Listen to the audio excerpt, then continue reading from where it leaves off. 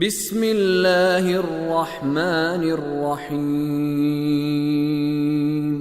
فما يكذبك بعد بالدين أليس الله بأحكم الحاكمين۔ تو اس کے بعد کیا چیز تجھے جزا کا منکر بنا رہی ہے؟ کیا اللہ سب حاکموں سے بڑا حکم کرنے والا نہیں ہے؟ آیت نمبر 7 کے الفاظ کے معنی ہم نے آپ کی خدمت میں بیان کر دیے تھے، توجہ فرمائیں۔ آیت نمبر 8 کے الفاظ کے معنی کی طرف جانے سے پہلے اے انسان، کیا چیز اس بیان کے بعد، اس نصیحت کے بعد تجھے جزا کو جھٹلانے پر یا دین کو جھٹلانے پر مجبور کر رہی ہے؟ قرآن مجید نے جن نکات پر بہت زیادہ زور دیا ہے وہ قیامت کا تذکرہ ہے۔ ان میں سے اہم ترین ایک نکتہ قیامت کا تذکرہ ہے۔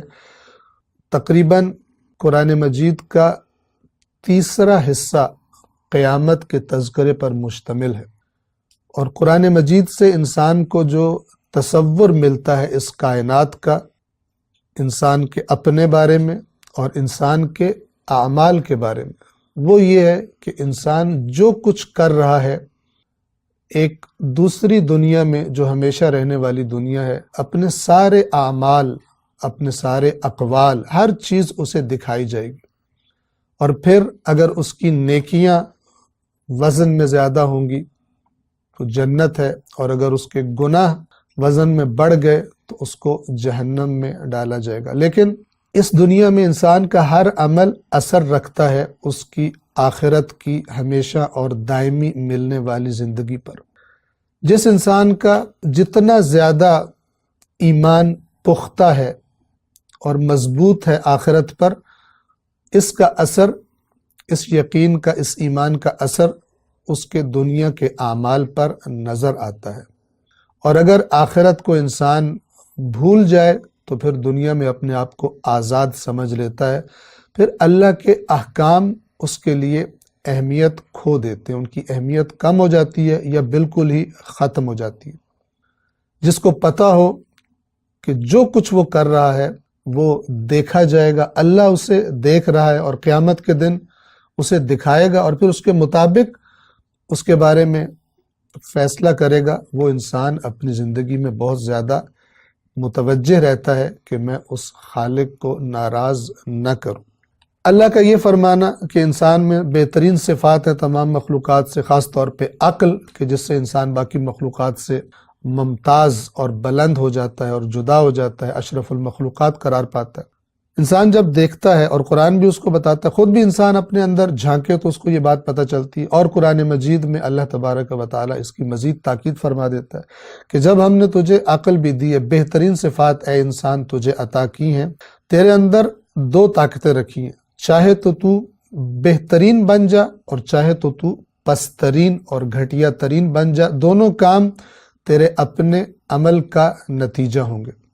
بقول علامہ اقبال رحمۃ اللہ علیہ، عمل سے زندگی بنتی ہے جنت بھی جہنم بھی، یہ خاکی، یعنی یہ خاک کا پتلا مٹی سے بنا ہوا، یہ خاکی اپنی فطرت میں نہ نوری ہے نہ ناری ہے۔ یعنی جب انسان پیدا ہوتا ہے تو اس وقت اس کے پاس فقط صلاحیت ہوتی ہے کہ وہ جنت میں جانے والا بھی اپنے آپ کو بنا سکتا ہے، اور اپنے لیے جہنم میں لے جانے والے راستے کا بھی انتخاب کر سکتا ہے۔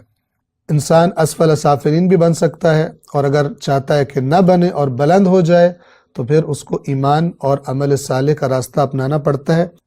یہ خداوند عالم جو فرما رہا ہے کہ اس بیان کے بعد کیا چیز تجھے جزا کو جھٹلانے پر اکساتی ہے اور قیامت کا حساب کتاب کا منکر بناتی ہے، اس بات کو اللہ تبارک و تعالیٰ نے قرآن کریم میں کئی جگہوں پر بیان فرمایا ہے۔ توجہ کریں، سورۃ الجاثیہ آیت نمبر 21 اور 22، ام حسب الذین اجترحوا السیئات ان نجعلہم کالذین آمنوا وعملوا الصالحات سواء محیاہم ومماتہم ساء ما یحکمون۔ کیا وہ لوگ کہ جو سیئات کرتے ہیں، یعنی برائیاں کرتے ہیں، جرم کرتے ہیں، اللہ کی نافرمانیاں کرتے ہیں، کیا انہوں نے یہ سمجھ لیا ہے کہ ہم ان کی زندگی اور موت، ان کا جینا اور مرنا، ان کا انجام، ان کے رہنے کی جگہ ان لوگوں کی طرح بنا دیں گے جو ایمان لائے اور نیک اعمال کرتے رہے۔ ان دونوں کو ہم برابر کر دیں گے۔ یہ وہ نقطہ ہے کہ جس کو یہاں فرمایا فَمَا يُكَذِّبُكَ بَعْدُ بِالدِّينِ، اللہ نے تجھے بےہودہ پیدا نہیں کیا، کیا چیز تجھے اب جزا کو جھٹلانے پر اکسا رہی ہے؟ جب خدا نے یہ ساری چیزیں بنائی ہیں، تجھے عقل دی ہے، تیرے لیے نبی بھیجے ہیں، تیری ہدایت کے لیے آسمان سے کتابیں نازل کی ہیں، تو تو سمجھ جا کہ تیرا حساب کتاب ہونا ہے۔ اس کو مت جھٹلا فقط اپنی خواہشات نفسانی کو پورا کرنے کے لیے، ورنہ نقصان اور خسارہ اٹھائے گا۔ کیا ہم ان کو اور ایمان لانے والوں اور عمل صالح انجام دینے والوں کا انجام ان کا ایک جیسا کر دیں گے؟ محیاہم، ان کی زندگی، و مماتہم، ان کی موت، ساء ما یحکمون، بہت برا فیصلہ کر رہے ہیں، بہت برا حکم صادر کر رہے ہیں، بہت برا نتیجہ نکال رہے ہیں۔ ہم یعنی اللہ تبارک و تعالیٰ ایسا نہیں کرے گا۔ کیوں نہیں کرے گا؟ آیت نمبر 22 سورۃ الجاثیہ میں فرمایا کہ حقیقت یہ ہے، یہ جو پہلی بات ہے یہ نہیں ہو سکتی، ایسا مت سوچو کہ تم برے اور نیک لوگوں کو ہم اکٹھا کر دیں گے۔ وَخَلَقَ اللَّهُ السَّمَاوَاتِ وَالْأَرْضَ بِالْحَقِّ، اللہ نے آسمانوں اور زمین کو برحق، مبنی برحق خلق کیا ہے، کسی حقیقی مقصد کی خاطر خلق کیا ہے۔ وَلِتُجْزَى كُلُّ نَفْسٍ بِمَا كَسَبَتْ، اور تاکہ جزا دی جائے ہر انسان کو جو کچھ اس نے کیا ہے اس کی۔